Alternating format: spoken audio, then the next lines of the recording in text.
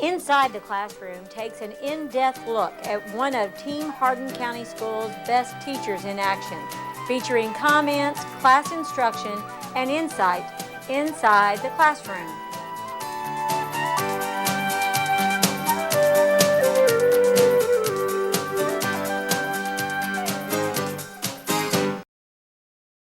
When I had graduated from high school, I wasn't quite sure what I wanted to do. I enjoyed working with kids and I enjoyed volunteering and doing different things. So when I went to college, I started as a double major just to try to figure out what I wanted to do. And as I got into my education program, I really enjoyed the classes and being in the classrooms and helping with students. So I decided I wanted to go into teaching.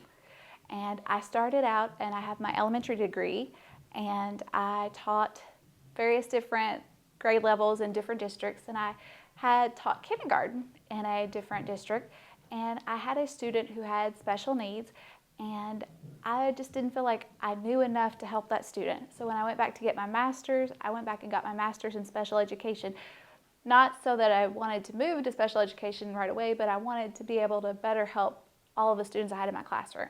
And so since that time, I have transitioned to do special ed more as just a special ed teacher, and just being able I just love working with the students and trying to find different ways to help them learn and help them succeed and grow. Let's look. Today we're going to work on a really important skill for reading, okay? We're going to be talking about inferencing. And inferencing is a big fancy word, and all it means is like you're kind of being a detective. You're using the clues that the author or the person, the illustrator, the person making the pictures is using to come up with what you think is happening in the story. So we're going to do inferencing in two ways today. We're going to look at it in things that we see, and we're also going to look at it in things that we read, because we can do both.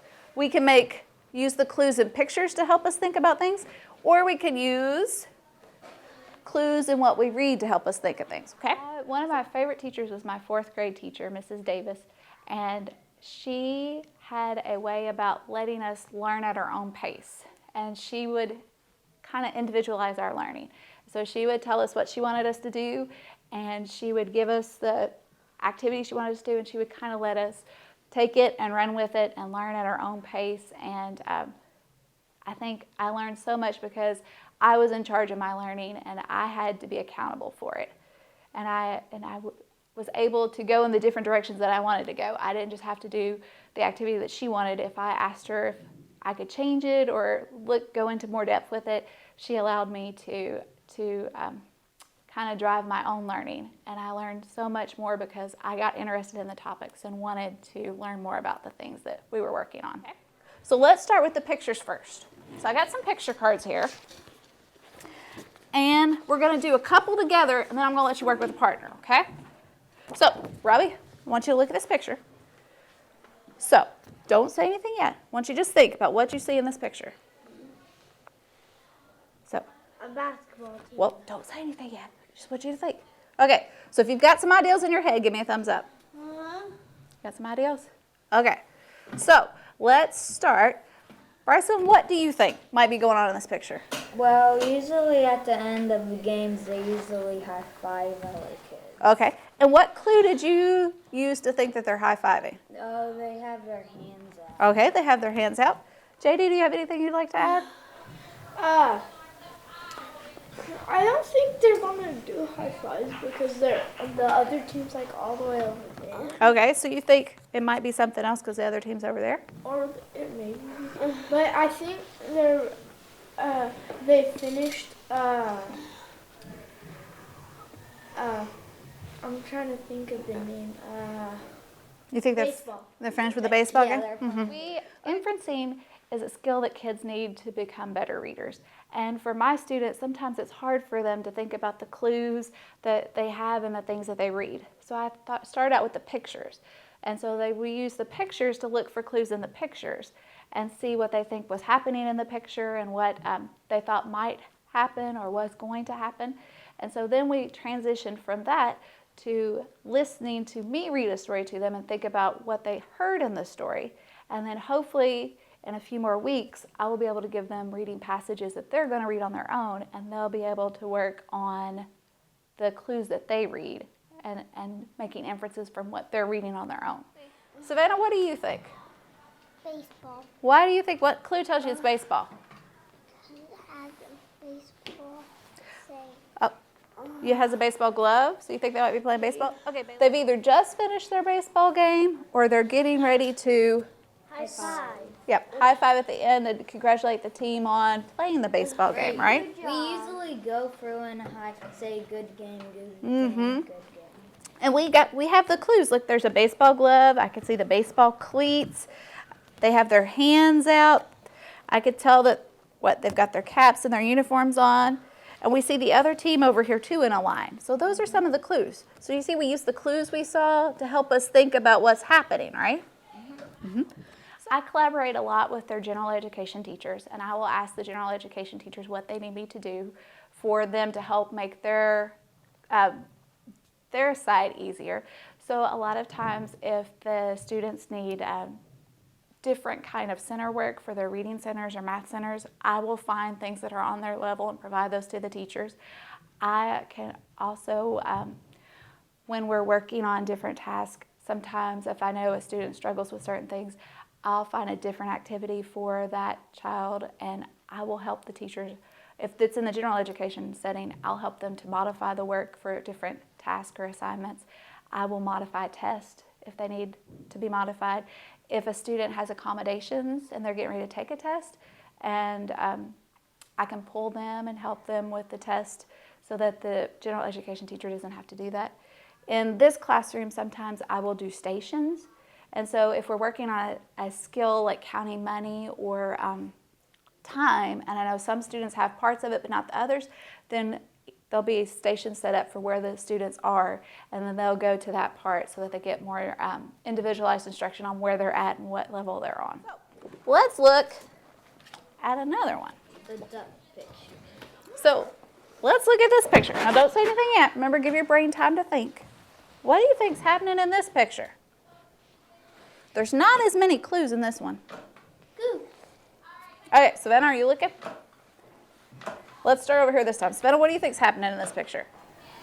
The goose is swimming, one of the geese are on the bridge. Okay, so you think there might be geese and they're swimming and walking on the bridge? Robbie, what do you think's happening? I think they're going to swim and play ball. They're going to swim and fall? No, swim and play ball. Oh, the geese are going to play ball? Yes. You think so? Sometimes if a student is not like a phonetic reader where they sound things out, sometimes they might be a sight word reader where they have to learn words by sight. I've got a sight word program that I use with those students. Sometimes they need more of, I guess, the drill and practice. So there's some reading drills and practice kind of strategies that I use for those that just need that constant bombardment of like a certain sound or certain skill. I like to use manipulatives with math so that they can visualize the strategies that we're working on. We use the number lines, we'll use a number grid, we use the base 10 pieces, fraction cubes, those kinds of things. Sometimes there's some educational websites that they use to help strengthen their skills. A lot of my kids use iRead to help build up their reading skills. They use Reflex Math to help them with math skills, and some of them use the Prodigy Math program to use to help with their math skills. For writing, we'll use different lined paper for students who are working on forming letters the right way, or sometimes we have paper that has spots for spaces so they remember to space between their words.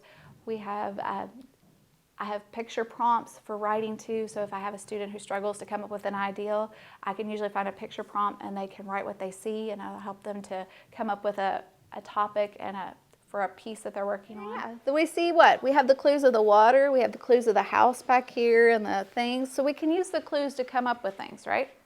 To help us. Now, is everybody's guess going to be the same? No. No. Are we all going to use the same clues? No. No, that's what's important. When we're reading, you have the background knowledge, what you already know about things, to help you. And there's a fancy word for that. That's called schema. Does it sound, you can say it, schema? Schema. Sounds like scheme. It does sound like a scheme, like you're coming up with a scheme. But schema is what you already know about something that's going to help you think about the guesses that you're going to make about either what you're reading or what you see. Okay? So now, I've got some pictures that are just a little bit harder. No. Oh, this is it. You got this. You can do this, Bailey. And we're going to work with partners, okay? And you're going to talk to your partner. You and your partner are going to come up with what you think is happening in this story, okay? I like to adapt things too because I know what works for one is not going to work for all. So sometimes I have to come up with a different strategy for different students.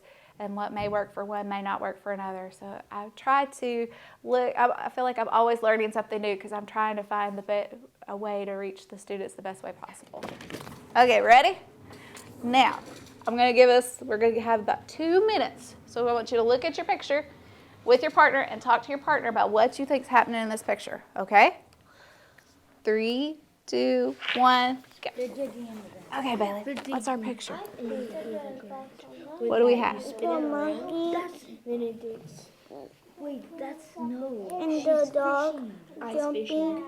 They're jumping? Mm-hmm. What are they jumping over? Is that you? What's that?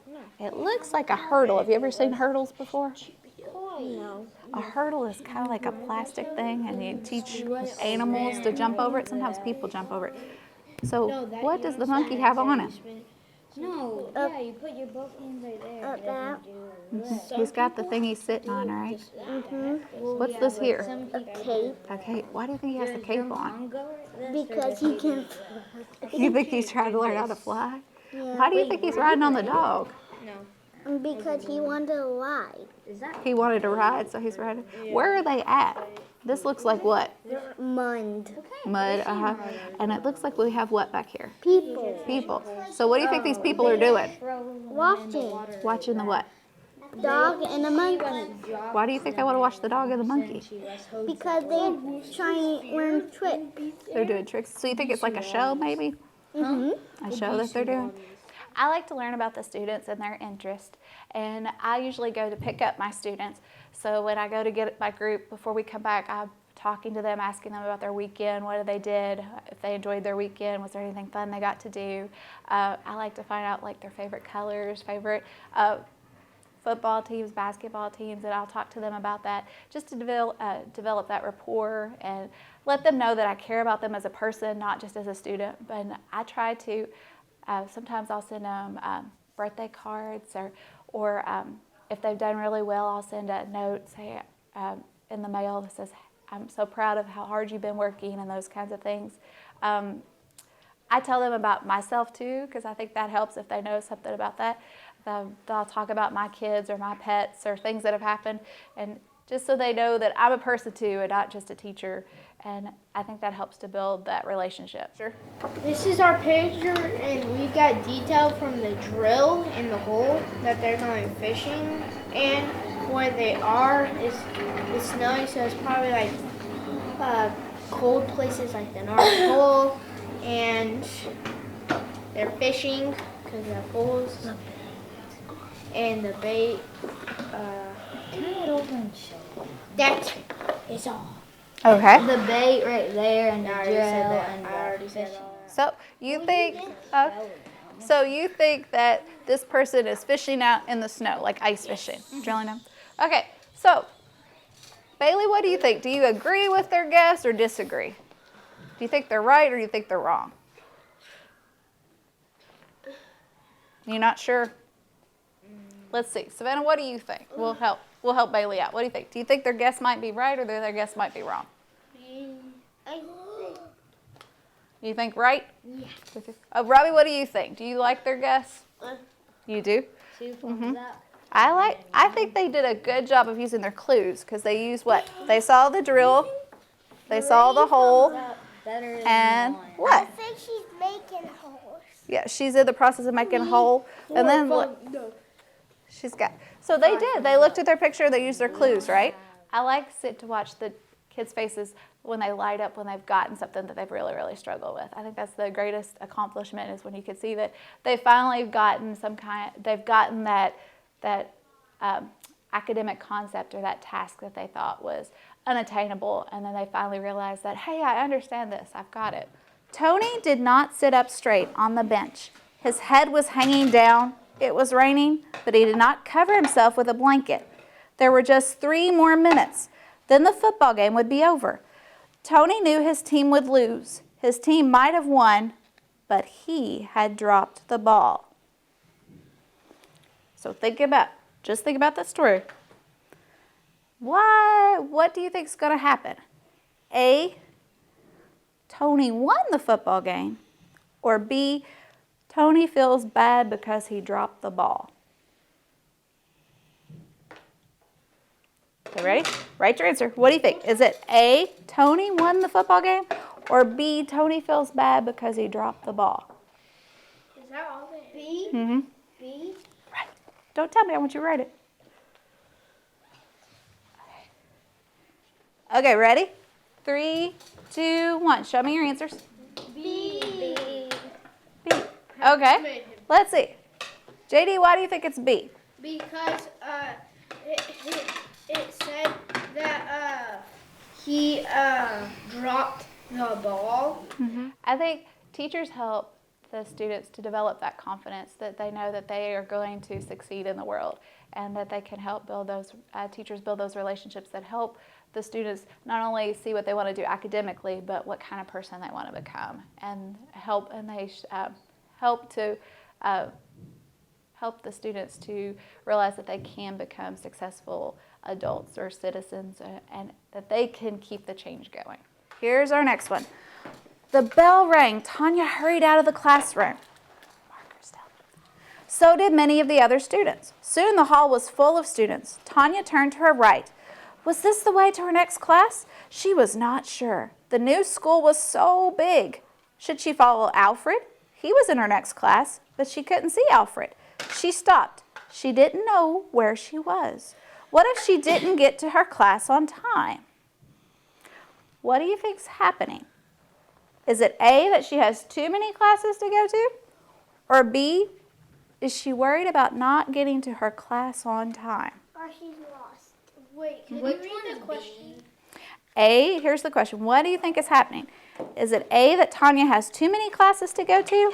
Or B, Tanya is worried about getting to her class on time?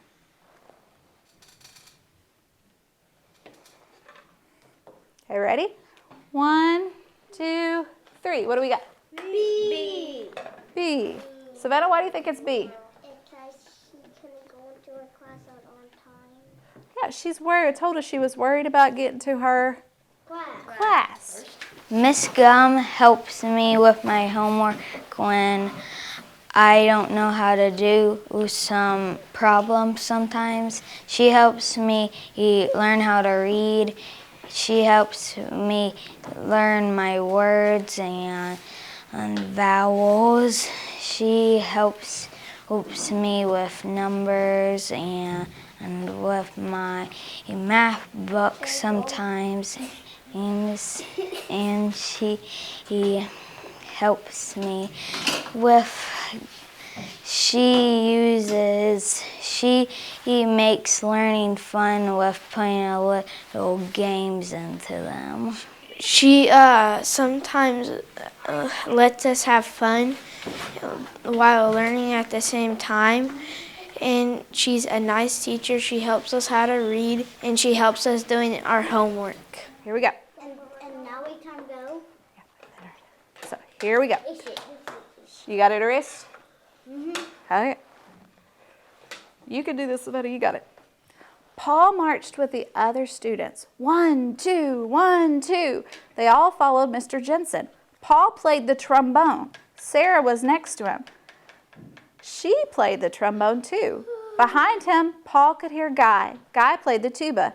At the front, Paul heard the drummer. The drummer was Tad. What do you think's happening? A, Paul's in the school band, or B, Paul's on a camping trip? Can it be? What do you think?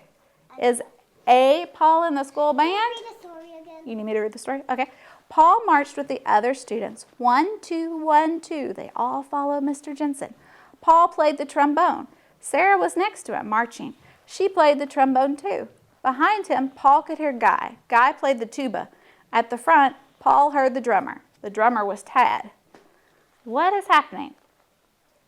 Is it A, Paul's in the school band, or B, Paul's on a camping trip? Is it A, is he in the school band, or B, is he on a camp trip? A. Well, wait, ready? 1, 2, 3. What do we got? B. A. Okay, well, let's think about it. Let's think. What, if you said the band, what let you know it was the band, Bryson? Because they were right. Oh, wait, where was the Bryson? What did it tell us that what were they playing?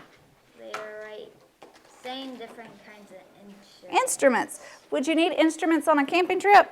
No. No. So Bailey, do you see why it was the band? What were they playing? Instrument. Different instruments. And what do you play the instruments in? And gym. Well, who would play that? Do you need the instruments to go on a camping trip, or do you need the instruments for the school band? What's the school band? Yeah, you need the instruments for the school band. Usually if we have fall festival or things like that, some students will come back to say they want to make sure that they say hi. Or if I see students when I'm out shopping or something, they'll come up to me and give me a hug or say thank you, or just they'll wave just to make sure that I notice that I see them. Okay. Now, what other things are you involved in as a staff member here at Vine Grove? You're talking about VEX. So talk about some of those things that you do at Vine Grove. I am our VEX robotics sponsor. So I have been the robotics sponsor for the past 4 years. And so I've learned as the kids have learned. And we have had a team. One of my teams every 4 years has been able to qualify and go to state. So they've been... that's a big accomplishment, and it's a program that the kids love. They love the building the robots and programming and they have to get the robot to play a game. And so that's always changing the robot to fit the different games every year. And I also help to coach the academic team. So I work with the future problem solving team. And so I've done that for the past 4 or 5 years. And they'll get a problem or a topic, and we have to think of futuristic solutions to solve that problem or that topic. And I did academic team when I was in school. And so I always loved it. It was something, I was not an athletic person, but I was more of an academic student. And I was not one to step out of my comfort zone and do anything as a group. But my dad had told me he thought I would enjoy the academic team, so I tried, and I stayed with it from middle school and high school. And so that's something I wanted to give back. I wanted to help our academic team here. And I had never done future problem solving on my end as a student, but I enjoy it, helping the kids it's a different process. It's kind of the out-of-the-box thinking. And so it's a different stretch from what I normally do usually. So it's helped me to grow too, because I've had to learn how to present that to the students and to get myself in the mindset to think that way too. Did we look at making inferences? Yep. Yes. Did we do them in what we see? Yes. Did we also do some with the reading? Yes. So, do you see how I'm waiting to bed. Do you see how inferencing and when we use those clues helps to make us a better reader? It helps us to think about the story. She's one of the best teachers. She's the greatest teacher ever. Ms. Gumm is one of the coolest and awesomest teachers ever.